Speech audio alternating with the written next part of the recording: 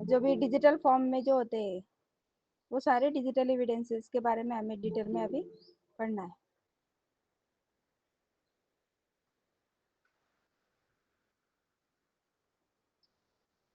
Digital forensic investigation क्या था, थोड़ा सा रिकॉल कर लेते हैं उसके पहले। What is digital forensic investigation?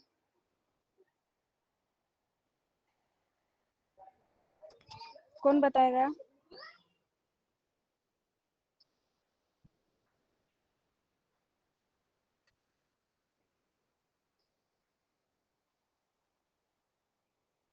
Digital forensic investigation किसे कहते हैं?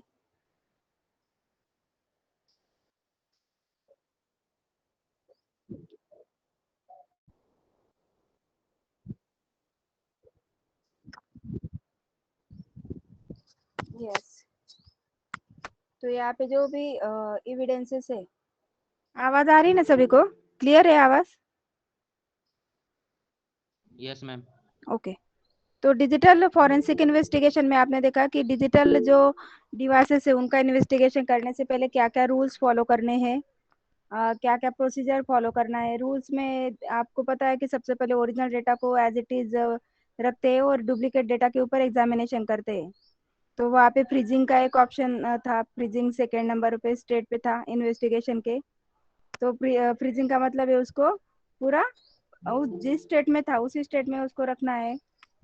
अपने एक कस्टडी में रखना है। उसका ऑडिट जब होगा, जितने नंबर ऑफ एक्सपर्ट्स आएंगे तो उनका एंट्री रखना है। तो डिजिटल एविडेंसेस क्या होते हैं? हमें ये तो समझ में आ गया कि डिजिटल इन्वेस्टिगेशन कैसे करना है, लेकिन एविडेंसेस कैसे होते हैं? हम्म, तो उसके बारे में अभी डिटेल में हमें पढ़ना है।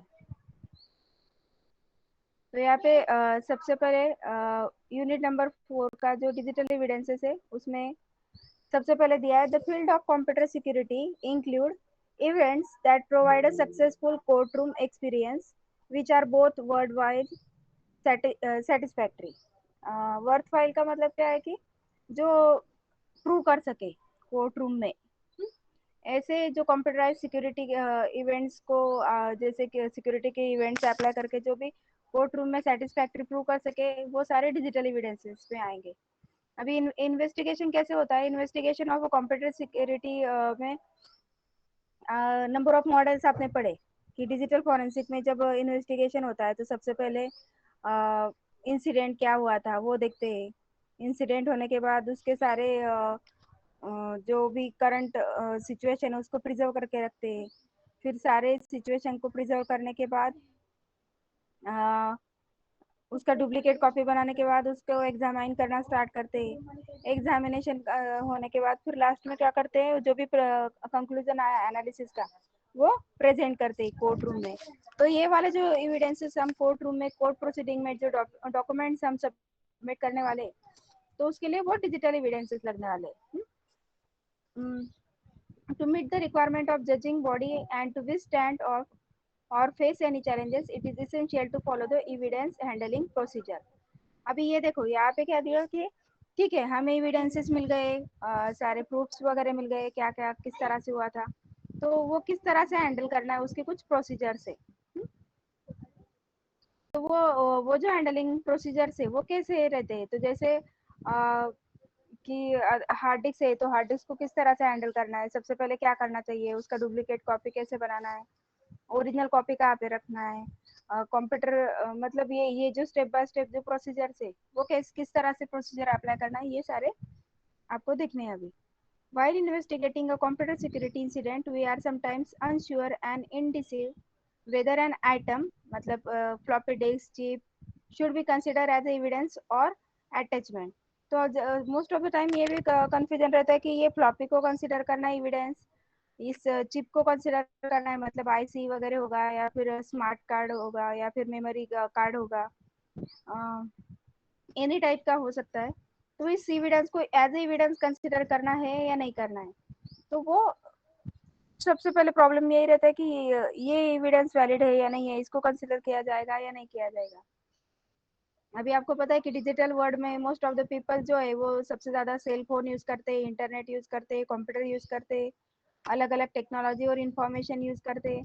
तो उसकी वजह से मोस्ट ऑफ द टाइम हमें क्रिमिनल्स को हम इजीली जल्दी पकड़ सकते हैं। तो मतलब not only this technology and evidences of computer, cell phone and internet, but also कभी कभी जैसे हाउस होल्ड अप्लायंसेस है, जैसे रेफ्रिजरेटर, टीवी, या फिर स्टोर इमेजेस, मतलब डिजिटल कैमरा में लिए हुए इमेजेस, ये भी आपके इसमें कंसिडर हो सकते हैं। तो डिजिटल एविडेंस क्या होते हैं? एनी इलेक्ट्रॉनिक एविडेंस होता है, इलेक्ट्रॉनिक।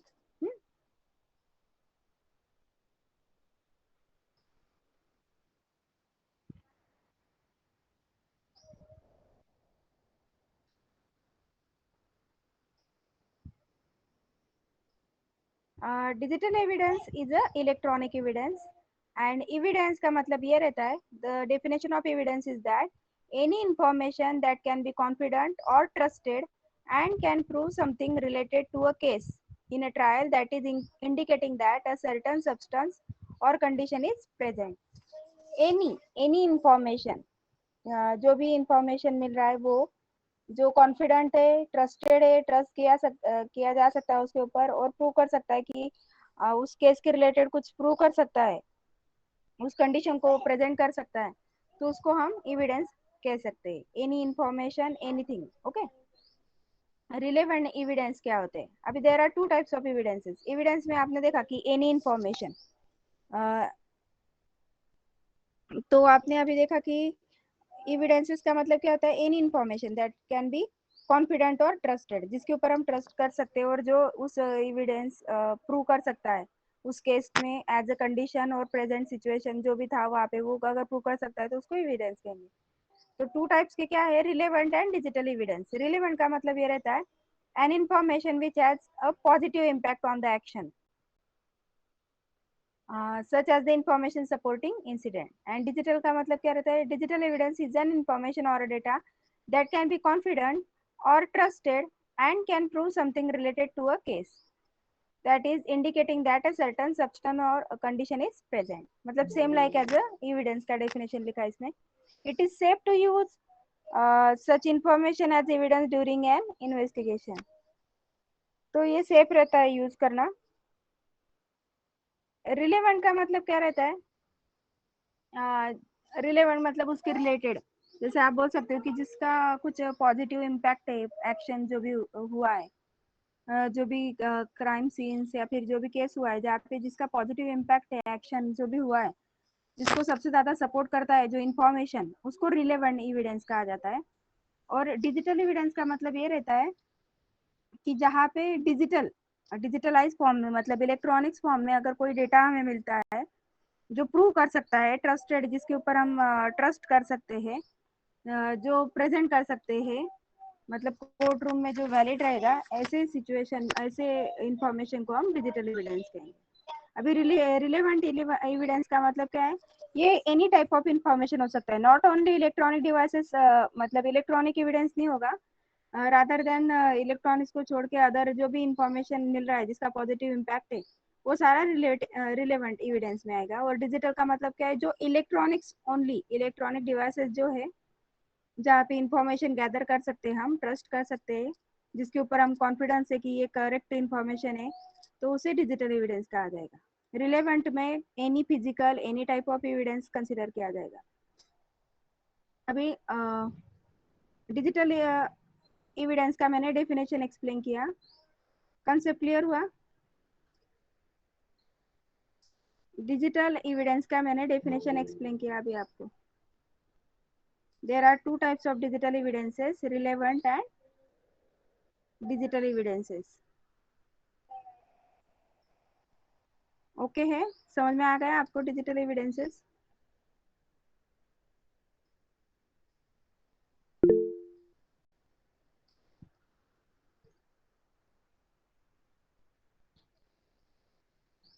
तो डिजिटल एविडेंसेस के बाद जो नेक्स्ट टॉपिक है उसमें डिटेल में दिया है आपको। डिजिटल एविडेंस और electronic evidence is an probative information stored or transmitted in digital form that a party to a court case may use at trial। मतलब जो भी इंफॉर्मेशन मिल रहा है कि जो हम कोर्ट केस में यूज कर सकते हैं। पार्टी मतलब जो भी जिस साइड से आप क्या बोलते हैं, कोर्ट में रहते ना, टू साइड पार्टी रहते, दो रहते ना, तो जिस साइड से पार्टी के इंफॉर्मेशन को वो डिजिटली फॉर्मेट में प्रेजेंट कर सकता है कोर्ट केस में, तो उस इंफॉर्मेशन को स्टोर और ट्रांसमिट कर सकता है, मतलब प्रेजेंट कर सकता है। तो वैसे एविडेंसेस को इलेक्ट्रॉनिक एविडेंस कहा जाता है। Before accepting digital evidence, a court will determine if the evidence is relevant, whether it is authentic, if it is hearsay, and whether a copy is acceptable or the original is required। मतलब इसका मतलब क्या रहता है कि जब हम digital evidence को एक्सेप्ट करने वाले, तो कोर्ट उसको कंसिडर करेगा क्या, उसके कोर्ट को रिलेवेंट एविडेंस कंसिडर होगा क्या, ऑथेंटिक है क्या, मतलब वैलिड है क्या, एक्सेप्टेबल है क्या। और हियर से मतलब हियरिंग के टाइम पे जो भी उसको कंसिडर किया जाएगा, मतलब एक्सेप्टेबल रहेगा क्या, नहीं तो हम प्रेजेंट करेंगे एविडेंस और बाद में उसको वैलिड कंसिडर नहीं किया जाएगा। तो ये सबसे पहला प्रॉब्लम ये रहेगा कि ऑथेंटिक है कि नहीं। और उसका कॉपी जो है, मतलब ओरिजिनल डेटा से हम डुप्लीकेट में कॉपी करते हैं ना, तो जो कॉपी किया हुआ डेटा है वो एक्सेप्टेबल है कि नहीं, या फिर ओरिजिनल ही लगेगा उसके लिए, वो सबसे पहले चेक किया जाता है। The digital evidence is also defined as information and data of value to an investigation that is stored on, received, or transmitted by an electronic device. This evidence can be acquired when electronic devices are seized, secured for examination. Digital evidences is hidden, like fingerprints or DNA evidence, crosses। देखो अभी ये जो बोल रहे हैं ना, digital evidences किस तरह से रहते हैं, जो डिजिटल एविडेंसेस जो मिल रहे हैं ना, वो डीएनए एविडेंस मिला या फिर फिंगरप्रिंट मिला, तो ये एज इट इज अगर ओरिजिनल समटाइम्स हमें यूज करना पड़ेगा। फिंगरप्रिंट का हम डुप्लीकेट कॉपी कैसे लेंगे, फिंगरप्रिंट का या फिर डीएनए का डुप्लीकेट कॉपी कैसे लेंगे। जो हिडन वाला पैटर्न है उसको वहां से सर्च करके ही लेना पड़ेगा ना। जो जुडिशियल बॉर्डर्स जो है ना, जुडिशियल बॉर्डर्स मतलब एक आप बोल सकते हो कि एक कंस्ट्रेंट दिया है कि इसके बाहर वाले डेटा को आप एक्सेप्ट नहीं कर सकते एज एविडेंस। तो जो बॉर्डर्स दिया है उसी के अंदर वो आने चाहिए सारे, वो अल्टर्ड नहीं होने चाहिए, ना ही डैमेज होने चाहिए, ना ही डिस्ट्रॉयड होने चाहिए। और टाइम सेंसिटिव है क्या, मतलब थोड़े दिनों के बाद वो डिस्ट्रॉय हो जाएंगे या फिर वैनिश होने वाले क्या, ऐसे सभी उसमें कंसिडर किया जाता है। अब देखो फिंगरप्रिंट और डीएनए एविडेंस के बारे में अगर बात करेंगे तो वो ओरिजिनल ही लगने वाले हैं। उसका हम डुप्लीकेट कॉपी कैसे बनाएंगे। उसको तो हमें फिंगरप्रिंट जो मैच करने वाले हैं उसके लिए हमें ओरिजिनल डेटा लगेगा। तो ये सारे उसके मेन रोल्स है कि जब आप डिजिटल एविडेंसेस कलेक्ट करते हो, तो वो विद इन द बॉर्डर और विद इन द कंस्ट्रेंट है क्या, मतलब एक्सेप्टेबल है क्या कोर्ट रूम में, और वो डैमेज नहीं किया है, अल्टर नहीं किया है, या फिर डिस्ट्रॉय नहीं किया है। और अगर with in the time period में अगर एक्टिव रहेगा, मतलब टाइम सेंसिटिव अगर है, तो उस तरह से उसको प्रेजेंट किया जाता है। There are many sources of digital evidences. The topic is divided into three major forensic categories.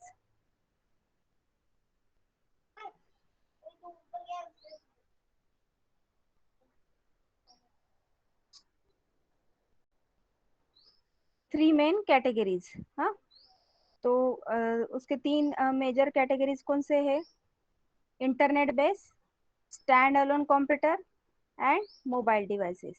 ये तीन टाइप के डिजिटल एविडेंसेस है जिसको तीन फॉर्मेट में कैटेगराइज किया गया है। एक तो या तो इंटरनेट के रिलेटेड होगा, इंटरनेट बेस होगा, या फिर स्टैंड अलोन कंप्यूटर मतलब सिंगल कंप्यूटर के ऊपर किया होगा थेफ्ट या फिर कोई क्राइम, या फिर हो सकता है कि कोई मोबाइल डिवाइस से रिलेटेड होगा, मोबाइल का डेटा होगा, मोबाइल में से कुछ जो भी आप काम करते हो उसमें से कुछ होगा। तो these are the three different categories of digital evidences. This area trend to have different evidence gathering process, tools and concerns, and different types of crimes tend to lend themselves to one device or the another device।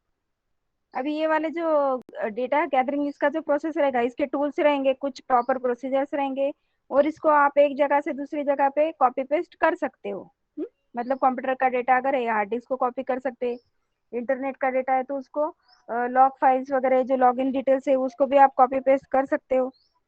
Mobile devices है तो mobile devices को भी आप mobile का भी data आप एक जगह से दूसरी जगह पे कॉपी कर सकते हो। तो इसका मतलब क्या है कि आप ये जो 3 कैटेगरी जो दिए है, internet base, stand alone computer and mobile devices, इससे हम डेटा का ओरिजिनल जो कॉपी है, ओरिजिनल कॉपी को आप एक जगह से दूसरी जगह पे, मतलब ओरिजिनल डेटा को आप डुप्लीकेट कॉपी में कन्वर्ट कर सकते हो, उसको एक जगह से दूसरी जगह पे ट्रांसमिट कर सकते हो, और फिर वो प्रेजेंटेबल फॉर्मेट में आप प्रिपेयर करके प्रेजेंट कर सकते हो। लेकिन मैंने जैसे आपने ऊपर देखा कि कुछ एविडेंसेस ऐसे होते हैं जिसको आपको ओरिजिनल ही यूज करना पड़ता है। Then some of the popular electronic devices जो एविडेंस के लिए कंसिडर हो जाते हैं, वो हार्ड डिस्क ड्राइव होता है, सीडी होता है, डीवीडी होता है, मीडिया, सीडी डीवीडी मतलब एक हो सकता है वीडियो, ऑडियो वीडियो, कोई कॉम्पैक्ट डिस्क होगा, बैकअप्स होंगे, backup of tapes and USB drive, biometric scanner, digital camera, smartphone, smart car and PDA. इसमें भी आप अलग अलग डिवाइसेस जो इलेक्ट्रॉनिक बेस है उन सभी को आप as a digital evidence consider कर सकते हो। अभी फॉर्म्स ऑफ डिजिटल एविडेंस, ये तो हो गया कि हमें डिजिटल एविडेंस कहाँ से मिल सकता है, लेकिन फॉर्म्स मतलब कौन से फॉर्मेट में होगा। जैसे आपको पता है कि कंप्यूटर के ऊपर आप अलग अलग एप्लीकेशंस कर सकते हो, लेकिन उसका फॉर्मेट कौन सा रहेगा, फॉर्म्स का रहेगा। जैसे dot PDF file, dot JPG file, dot document file, तो ये सारे उसके अलग अलग फॉर्म्स है।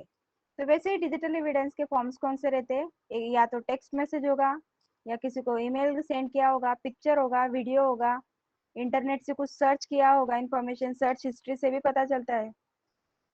और ये these are the various forms of digital evidences.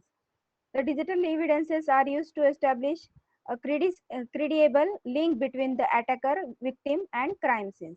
अभी ये क्या करता है, एक लिंक क्रिएट करता है कि अटैकर ने कैसे किया होगा, विक्टिम मतलब जो एक्चुअल जिसके उसने चोरी किया होगा, लॉगिन चोरी किया होगा, डिटेल्स चोरी किया होगा, एटीएम के डिटेल्स हैक किए होंगे, तो उसको विक्टिम कहा जाएगा। अटैकर का मतलब है जो हैक करेगा उसका इंफॉर्मेशन, उसको कहा जाएगा अटैकर। और क्राइम सीन्स, और उसने अटैक करने के बाद फिर उसका डेटा जो है उसको चुराया होगा। तो ये वाला जो डिजिटल एविडेंसेस जो दिए हैं, ये लिंक प्रेजेंट करते हैं, मतलब सबसे पहले अटैकर के ने क्या किया होगा, फिर वो विक्टिम में से क्या क्या, विक्टिम मतलब ओरिजिनल जिसका डेटा था उससे कैसे डेटा लिया, और क्राइम सीन्स फिर क्रिएट किया। Some of the information stored in victim system can be potential digital evidence, IP address,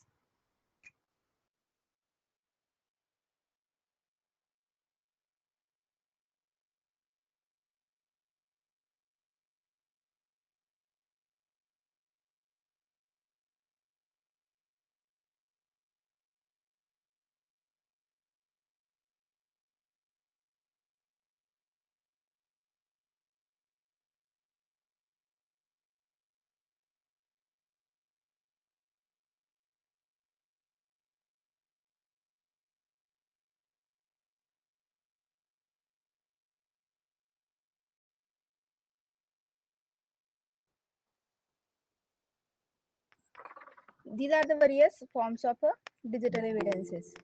तो डिजिटल एविडेंसेस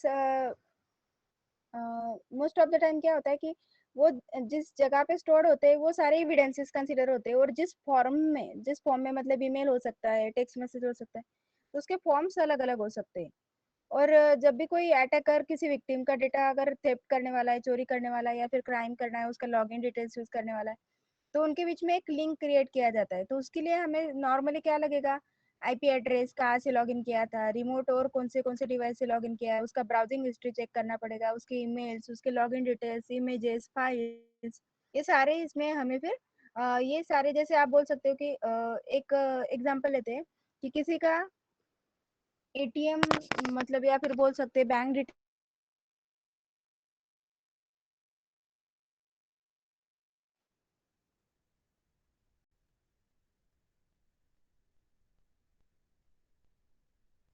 करना पड़ेगा। गैदर मतलब एक्चुअल उसको हैक करना पड़ेगा कि किस तरह से वो लॉगिन कर रहा है, उसका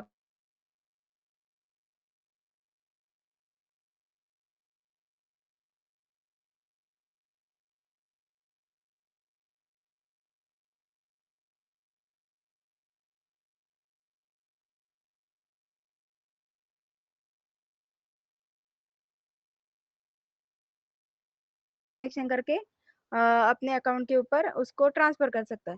तो इसमें प्रॉपर अगर आप ये सिचुएशन अगर कंसिडर करते हो, ये केस को अगर कंसिडर करते हो, तो इस केस में क्या हो रहा है कि नंबर ऑफ स्टेप्स जो हो रहे हैं ना, मतलब ये जो अटैकर किस तरह से डेटा गैदर करते जा रहा है, तो उसी सिचुएशन उसी प्रोसेस के थ्रू हमें जाने के बाद one by one digital evidence मिलते जाते हैं। मतलब प्रॉपरली उस वे में हमें सोचना है, देन हमें ऑटोमेटिकली क्या क्या उसके रिलेटेड एविडेंस हो सकते हैं वो समझ में आ जाते हैं।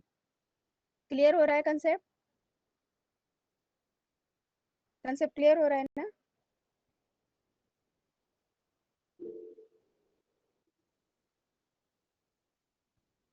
तो ये डिजिटल एविडेंस ईमेल हो सकता है, ऑफिस की फाइल हो सकती है, डिलीटेड फाइल्स हो सकते हैं। कुछ लोग काम करने के बाद उसको डिलीट कर देते हैं ना, तो रिसाइकल बिन में होंगे। इनक्रिप्टेड फाइल होगा, कॉम्प्रेस फाइल होगा, या फिर कुछ लोग हिडन करके रखते हैं कुछ फाइल को, पासवर्ड देके रहते हैं। टेम्पररी फाइल होगा रिसाइकल बिन का, या फिर वेब हिस्ट्री होगा, कैचे में होगा, कुकीज में होगा, रजिस्ट्री होगा। एनी टाइप हो सकता है इसमें से। तो ये सारे क्या है, ये डिजिटल एविडेंसेस है। उसके फॉर्म से अलग अलग का आकार से डेटा आप गैदर कर सकते हो। अभी बेस्ड एविडेंस रूल, अभी रूल्स जैसे आपने इन्वेस्टिगेशन के रूल्स है ना, वैसे ही एविडेंसेस के भी कुछ रूल्स है। The original or true writing or recording must be confess in court to prove its content without any expectation. An original copy of the document is consider as a superior evidence. अगर original copy मिला तो उसको सबसे ज्यादा highest priority कहा जाता है कि it is well and good कि अगर ओरिजिनल डेटा प्रूव कर सकते हैं। लेकिन जैसे आपको अगर ज़्यादा टाइम लग रहा है उसको इन्वेस्टिगेशन में, तो आपको उसका डुप्लीकेट कॉपी बना के रखना पड़ेगा, और डुप्लीकेट कॉपी को यूज़ करके फिर आप उसको कोर्ट रूम में प्रेजेंट कर सकते हो। तो ये दिया है कि कन्फेस मतलब उस रिकॉर्डिंग को या फिर ओरिजिनल कॉपी को अगर प्रेजेंट करते हो तो ज़्यादा कुछ एक्सपेक्टेशन नहीं रहता है, उसमें ही हमें मोस्ट ऑफ द सभी इंफॉर्मेशन मिल जाता है। One of the rules state that if evidence is readable by sight or reflect the data accurately, such as any printout or data stored in computer or similar devices, it is considered as original. अगर ऐसा data मिल गया कि जो हम पढ़ के directly prove कर सकते हैं, पढ़ने से ही समझ में आ जाता है कि ये इसने किया है, तो उसको ओरिजिनल कंसिडर किया जाएगा। It states that multiple copies of electronic files may be part of the original or equivalent to the original. और कभी कभी अगर रीडेबल फॉर्म में नहीं है, प्रिंट आउट नहीं है, जैसे आपको ओरिजिनल का डुप्लीकेट कॉपी बनाया, मल्टीपल कॉपीज बना के रखे, तो उस कॉपी को भी आप ओरिजिनल उस टाइम पे कंसिडर कर सकते हो। The collected electronic devices evidences is mostly transferred to different media. Hence, many computer security professionals are depend on this rule. एक से ज्यादा कॉपीज बना सकते हैं और उसको भी ओरिजिनल कंसिडर कर सकते हो। रीडेबल फॉर्म में अगर होगा, प्रिंट आउट या फिर डेटा होगा जिसको आप पढ़ सकते हो, उसको भी ओरिजिनल कंसिडर किया जाएगा। तो जो ओरिजिनल है उसको सुपीरियर एविडेंस कंसिडर किया जाता है। Best evidence most the most complete copy or copy which include all necessary part of evidence which is closely related to the original evidence. Complete copy होना चाहिए अगर आप कॉपी ले रहे हो तो, और उसमें सारे नेसेसरी जो चीजें है मतलब होनी चाहिए वो सारा अगर होगा तो it is nothing but closely related to the original evidence. आप बोल सकते कि वो नियर अबाउट ओरिजिनल एविडेंस के जैसे ही है, उसके क्लोज है। अब एक एग्जांपल दिया है, a client has a copy of the original evidence media. The best evidence rule say that an original writing must be offered as a evidence unless it is unavailable. जब तक जैसे इसका मतलब ये है कि बेस्ट एविडेंस रोल में हमें क्या करना है कि ओरिजिनल राइटिंग को हम प्रूव करते हैं, और अगर अनअवेलेबल है तो उसको तो प्रूव नहीं कर पाएंगे, लेकिन अगर मिलता है तो ऐसे एविडेंसेस के कॉपीज नोट्स उसका डेटा जहाँ पे भी होगा उसको कंसिडर किया जाएगा। मतलब नॉर्मली तो कोई अगर थेफ्ट करता है तो उसका ओरिजिनल कॉपी बैकअप में नहीं रखता है, सभी फाइल्स डिलीट ही करके रखता है। तो अगर ऐसे अगर ओरिजिनल डेटा अगर मिलता है तो उसको बेस्ट एविडेंस रूल कहा जाता है कि सबसे पहले ओरिजिनल डेटा को गैदर करो। ओरिजिनल डेटा मल्टीपल कॉपीज से भी आपको मिल सकता है, कुछ जगह पे एक से ज़्यादा जगह पे कॉपी करके रखते हैं। अगर हम एक फाइल बनाते हैं कि डिलीट ना हो इसलिए उसको अपलोड भी करके रखते हैं गूगल ड्राइव पे, तो एक से ज़्यादा अगर रहेंगे तो उसको भी कंसिडर किया जाता है, उसको बेस्ट एविडेंस रूल में कंसिडर किया जाता है। अभी यहाँ पे ओरिजिनल एविडेंस ये है, the procedure adopted to deal with a situation और case takes it outside the control of the client और विक्टिम। अभी जो विक्टिम है जिसका चोरी हुआ है उसको विक्टिम कहा जाता है। तो द प्रोसीजर जो अप्लाई किया है जिस सिचुएशन से हमें उसका डेटा लेना पड़ेगा, the case with proper diligence और case with persistent work will end up in a judicial proceeding and we will handle it the evidence accordingly। अभी उस तरह से उस एविडेंस को हैंडल करना पड़ता है, जो विक्टिम है वही बता सकता है प्रॉपर कि कैसे हुआ था क्या हुआ था। For this purpose original evidence as the truth और real copy of the evidence media which is given by victim. तो कभी कभी क्लाइंट्स और विक्टिम जो है उनके पास रहता है ओरिजिनल डेटा, तो वो उसको पब्लिक मतलब प्रेजेंट कर सकते हैं। जैसे अभी एटीएम के ट्रांजैक्शन हो गए, तो वो एटीएम के ट्रांजैक्शन की जो कॉपी है उसके पास ईमेल स्टेटमेंट होगा या फिर जो होगा मोबाइल के कुछ रिकॉर्ड्स होंगे, तो वो ओरिजिनल डेटा उस विक्टिम के पास होगा, तो उससे ओरिजिनल और रियल डेटा आप प्रूव कर सकते हो। We define best incidents as the most complete copy, which include all the necessary parts of the evidence that are closely related to the original, और ये भी closely related to the original he consider किया जाएगा। And it is sometimes अगर आप उसका duplication बना सकते हो तो डुप्लीकेशन ऑफ एविडेंस मीडिया भी आप उसको कह सकते हो। अभी इसके रूल्स क्या है, समझ में आ रहा है क्या?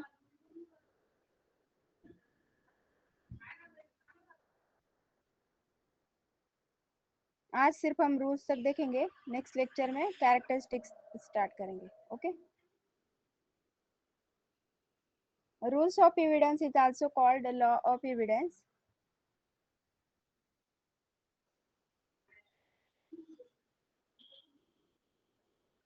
क्लियर हो गए ना सभी कंसेप्ट? सिंपल है एक्चुअली ये टॉपिक, ज़्यादा कुछ नहीं। हमें रेगुलर हम कंप्यूटर फील्ड में है तो हमें ये पता है कि कहाँ कहाँ से हम डेटा गैदर कर सकते हैं कि किसने किया कैसे फाइंड आउट करना है। तो ये वाली चीज़ें हम इजीली एटलीस्ट हमें ये पता है कि किस तरह से हुआ होगा, तो ये वाला टॉपिक समझने के लिए इतना हार्ड नहीं है। Rules of evidence is also called law of evidence. Okay. It's around the rules and legal principles that govern all the proof of fact।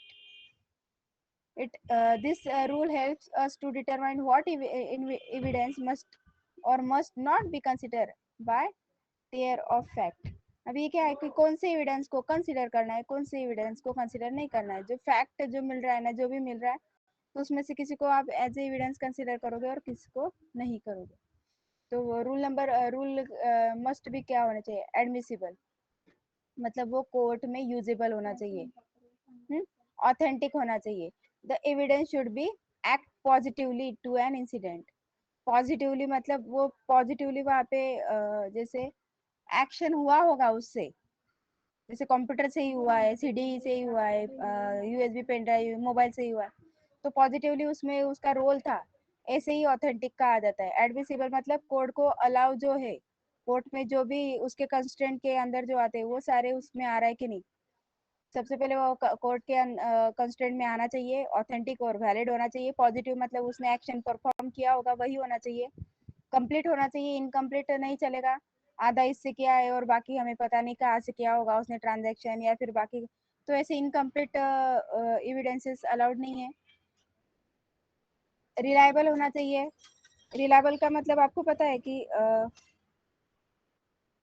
जैसे no doubt about the reality, मतलब उसमें आप जैसे कोई भी डाउट नहीं ले सकते, और उसको रिलायबल इसके कि विद हेल्प ऑफ एक्सपर्ट से हम उसको रिलायबल बना सकते हैं कि एक्सपर्ट ओपिनियन लेके हम उसको प्रेजेंट करें कि यस ये ऐसे ही हुआ था।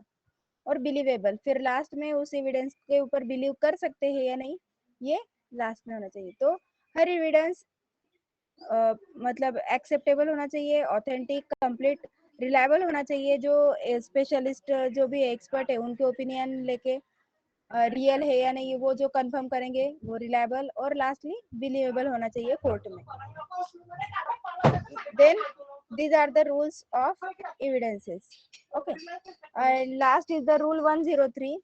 Rule 103 is maintaining a claim of error, new renewal of objection or proof, aim and offer of proof, plain error taken as notice. Maintaining a claim of error. No renewal, उसको एक बार फिर से renew नहीं कर सकते।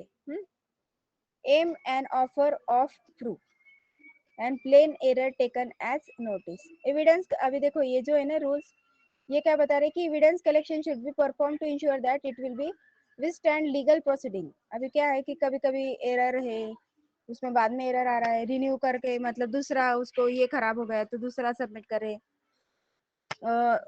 तो ये जो नोटिस वगैरह या फिर प्लेन एरर अगर कुछ ऑकर हो रहा है तो ये नॉर्मली रूल्स ऑफ एविडेंस में कंसीडर नहीं की जाते, उसको प्रॉपरली मतलब वो वैलिड एविडेंस कंसीडर नहीं होता है। फिर the proper protocol should be followed. अभी ऐसे ऐसी सिचुएशन नॉर्मली तो आनी ही नहीं चाहिए। अगर मतलब अगर इस तरह से कोई फिजिकल मीडिया अगर डैमेज हो रहा है, उसमें एंड टाइम पे एरर आ रहा है, तो ये वाले जो एविडेंस ओरिजिनल भी मिला होगा तो भी उसको कंसिडर नहीं करते फिर। इसका मतलब क्या है कि उसमें कुछ तो भी चेंजेस किए, किसी ने एडिट किया है, मॉडिफाई किया है, ऐसा उसका मतलब हो जाता है।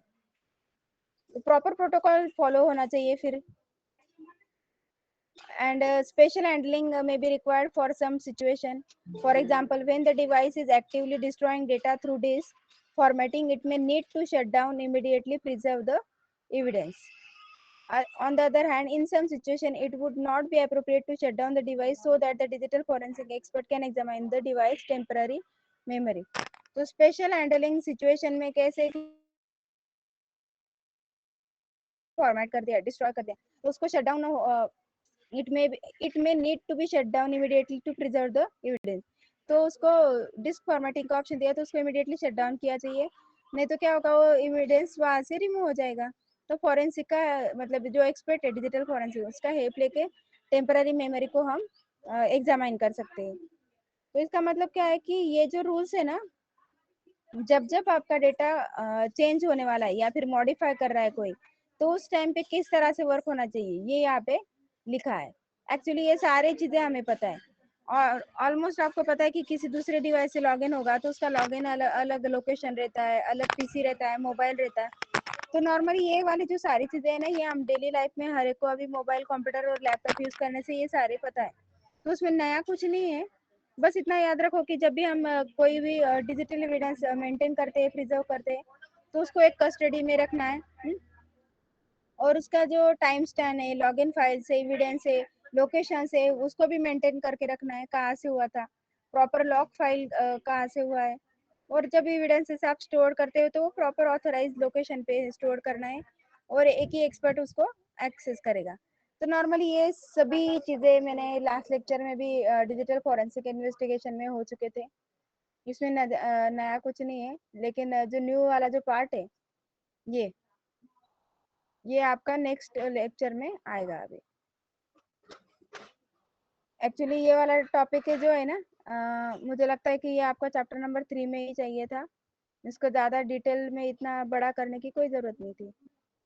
इजी टॉपिक है एक्चुअली ये। अगर उसके कोई प्रोसेसेस अगर है, प्रोसेसेस या फिर प्रोसीजर या मॉडल, तो उसको डिटेल में पढ़ने का कोई मतलब उसमें कुछ यूजफुल रहता। लेकिन वही चीज़ें बार बार दी कि ये रूल है, उसको एडमिसिबल है, एक्सेप्टेबल है।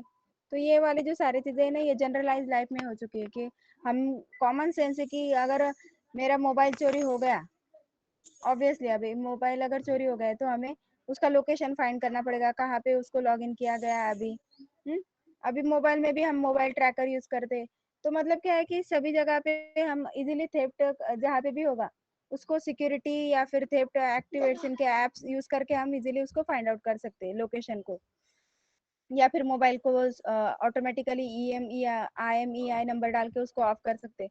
मतलब हम नॉर्मली, ये हमारा रियल लाइफ की सिचुएशन होने से हम भी अभी एक्टिवली समझ चुके हैं कि किस तरह से थेफ्ट हो सकता है। हमारे मोबाइल में पासवर्ड रखते हैं कि कोई भी अननोन पर्सन आके उसमें डायरेक्टली लॉगिन ना करे। हम बैंक के पास ऐप को पासवर्ड डालते हैं एंड ऑल। तो ये क्या है कि normally all the human beings अभी डेली लाइफ में ये जो डिजिटल डिवाइसेस यूज कर रहे हैं ना, तो उनको नॉर्मली ये सारी चीजें पता है कि किस तरह से हो सकता है। अगर उनका कोई डेटा चोरी होता है तो वो किस तरह से हुआ होगा वो भी आपको पता है, क्योंकि हमें ट्रायल में पता है कि जब भी हम लॉगिन करते हैं तो लॉगिन डिटेल्स डालते हैं, पासवर्ड डालते हैं, तो ऑब्वियसली उसने पासवर्ड गैदर किया है, पासवर्ड स्टोर किया है, या फिर हमारे जो पीसी है उस पीसी से लॉगिन करके देखा है। तो ये वाली सारी चीजें उसमें ऑटोमेटिकली आती जाती है। तो ज्यादा कुछ डिटेल में बताने जैसा नहीं था इस चैप्टर में। किसी को कोई डाउट है क्या इसमें? डाउट है क्या किसी को? Please message fast.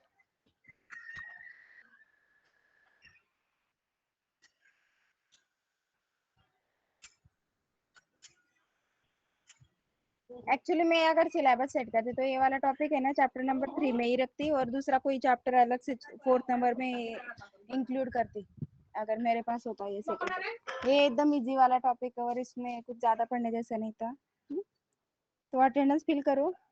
और शील्ड के लिए हर स्टूडेंट को मैंने